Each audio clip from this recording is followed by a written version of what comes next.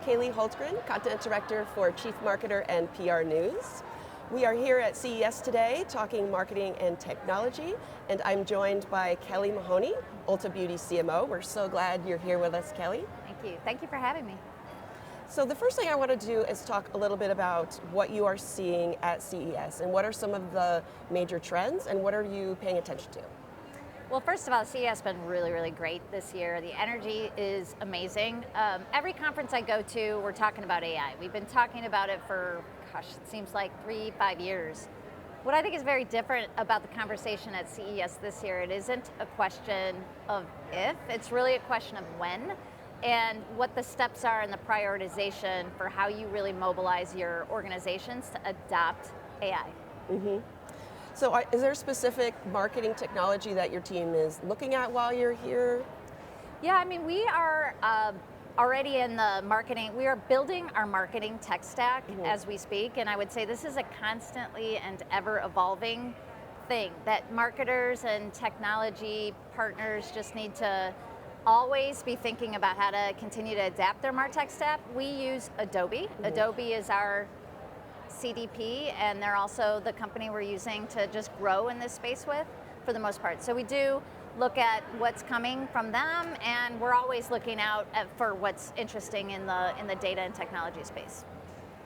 How do you feel like technology will shape marketing in the coming year? I know that Ulta Beauty is first mover in this regard in terms of AI and data, so I was wondering, like, how do you feel like the year is going to shape up? Well, I think it's really about acceleration. So we are a first mover because at the end of the day, we have the first party data as a retailer. And that really comes through our loyalty program. So we have 46 million members in our loyalty program, which is incredible. But what's even more incredible is that 95% of all of our sales come from those members. 95%. So we know everything that's happening with our members inside our stores, whether they're shopping online. And we've been using that data to curate experiences already. What's different this year is that the technology is there and the connection of the data into the channels and the way that we speak with our guests, it's there. So what we need to do is really accelerate the volume of content we're putting out there and the messages that we're able to put in front of the guest, and I think that's what's going to be very different next year when we're talking.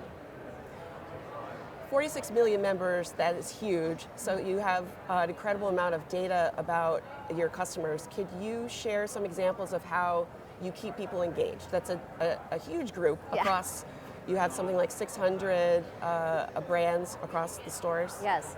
We have 1,500 locations across the stores, and when inside our stores, we carry, we call ourselves a branded house of brands, so we're carrying 600 different brands inside our stores, which is vast. And that means there's so much choice. The guest comes into Ulta Beauty and there's just a plethora of options because we're carrying every single category of beauty, from skincare, hair care, to makeup, across low, all the way to luxe.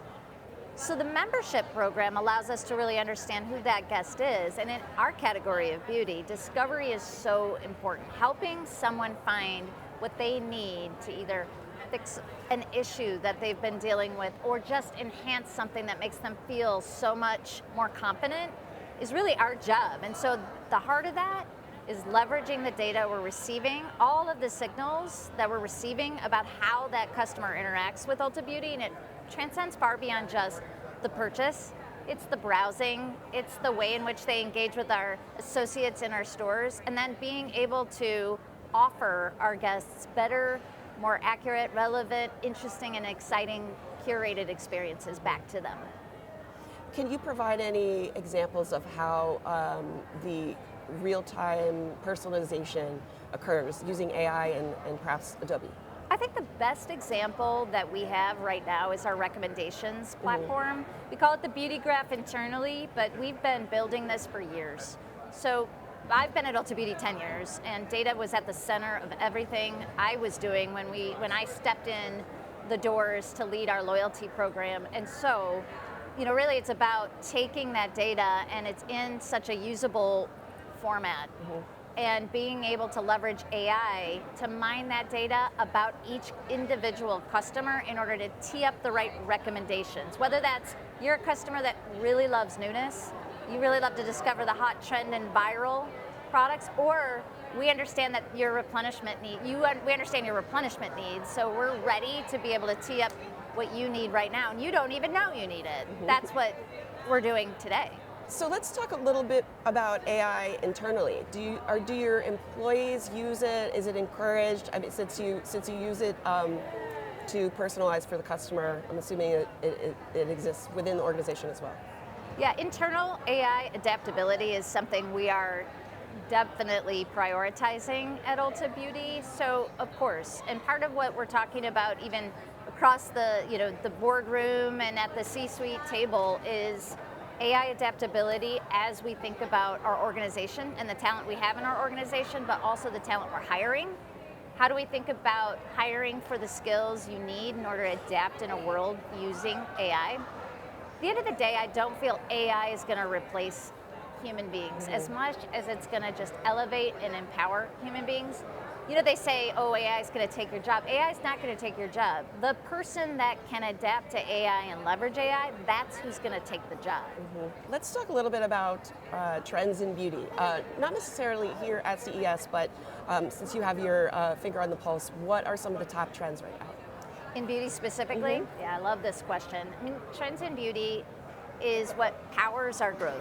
And so we're always on the top of it with trends in beauty. For us, what we've got our eye on is wellness. So wellness is just a natural next evolution of our growth as a company because of the vast assortment we already carry. Back in the COVID days, we started to identify a customer insight, which is that people didn't have a reason to go put a whole face of makeup on, but they really valued the connection they have with beauty, because beauty is so much more deep than it is, surface level.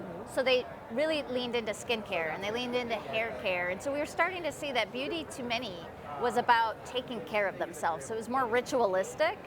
And so coming out of COVID and 4 years later, we're starting to see this idea of like beauty is wellness and wellness is beauty.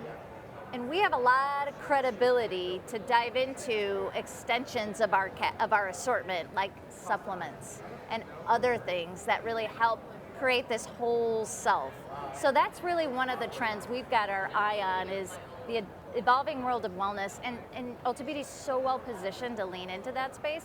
And we have just launched our marketplace. I don't know if you caught that.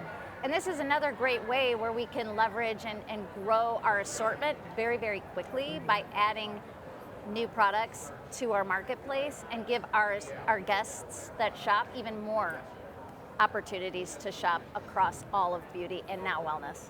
And more data to mine. And more data to mine, yeah. So I caught your panel yesterday, which was very entertaining.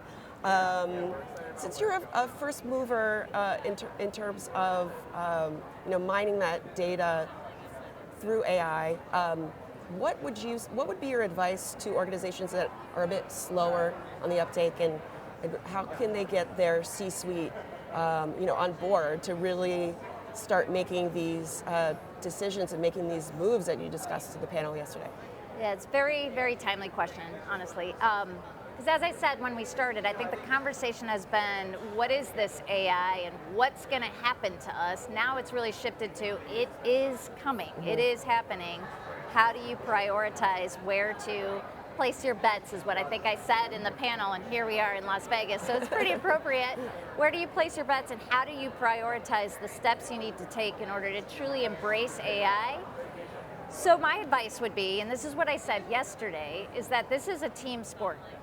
There is a phenomenal use case application of AI for powering guest experiences, especially for companies that have a rich first-party data platform. Powerful. That's not just the CMO's responsibility. This is a four-party system at a minimum. It is the CMO working directly with the CFO, working very closely with our CIO, and of course the CEO. So it's this combined and collective effort that's really going to power this, and we need everyone at the table to really understand this to make this transformation happen. My last question for you, Kelly, is what do you think we're going to be talking about next year? Maybe what you hope we'll be talking about next year, obviously AI, Yeah. but where are we going to be in the process in a year? My hope, I'm going to answer that two ways. Okay. I think my hope is next year when we're talking, we're going to talk about how AI is quietly powering a lot of the benefits that we're all talking about as it relates to AI. So we're going to have success stories and case studies, and Ulta Beauty is going to be one of those. So the other way that I would answer this question is maybe a bit more balanced, which is maybe next year, we're going to help organizations really see that this is a reality. But my caution is, those organizations that don't adapt it more quickly than they're adapting it right now will be left behind. Well, thank you very much, Kelly. you. I appreciate you coming over here and taking time out of your busy schedule. Thank So you. Thank you so much. Appreciate it. And thank you.